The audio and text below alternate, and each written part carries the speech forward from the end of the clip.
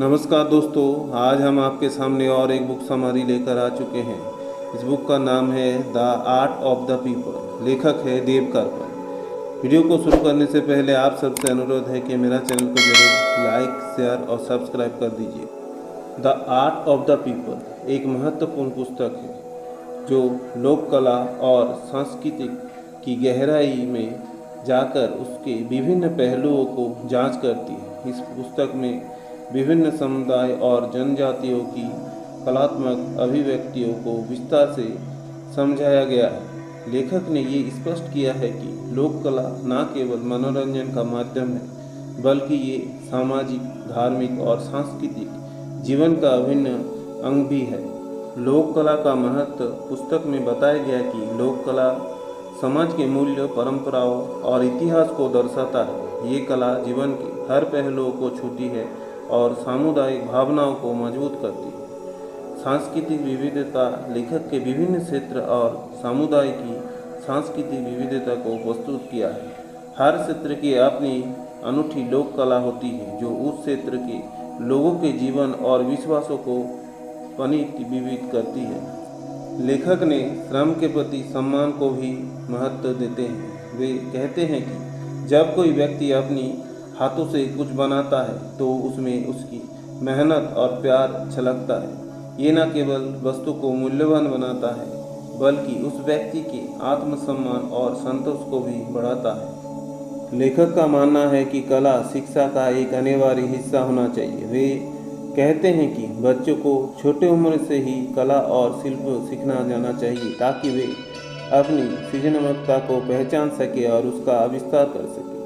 समाज का सच्चा कल्याण तभी संभव है जब हर व्यक्ति को अपनी सृजनात्मकता और कला में भाग लेने का अवसर मिले। वे कहते हैं कि एक समृद्ध और खुशहाल समाज वही है जहां हर व्यक्ति को अपनी क्षमता का पूर्ण विकास करने का अवसर मिलता है। लेखक ने अपने सामाजिक सुधार के विचार को भी महत्वपूर्ण माना है।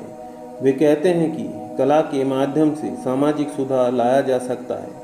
जब लोग अपनी सृजनात्मकता और कला में भाग लेते हैं तो वो न केवल अपने जीवन को बेहतर बनाते हैं, बल्कि अपने समुदाय और समाज को भी सुधारते हैं। The art of the people में लेखक ने कला के महत्व और उसकी सार्वजनिकता पर जोर दिया है। उनका मानना है कि कला केवल अभिजान वर्ग का विशेषाधिकार नहीं होना चाहिए, बल्कि ये हर व्यक्ति का अधिकार है।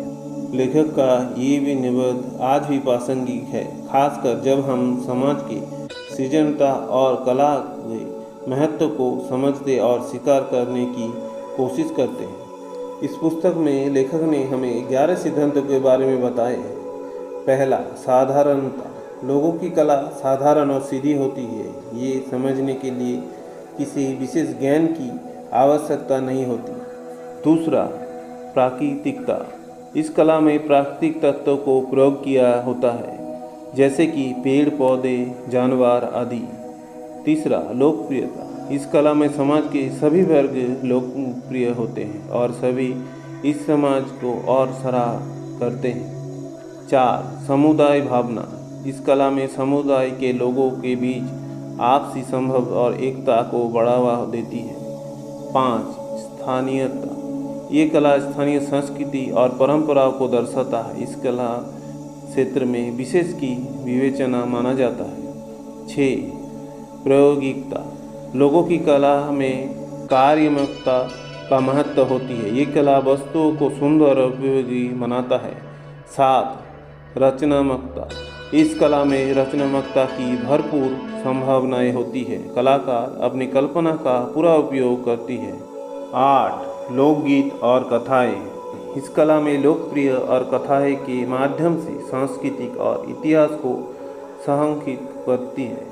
9, समन्वय। कला में रंगों और आकृतियों का समन्वय होता है जो देखने में सुंदर और आकर्षण लगता है। 10, सरलता और सादगी। इसमें जीवन के सादगी और विनम्रता का चिंतन होता है जो दिल को छू लेता है। 11, परंपरा और नवाचार।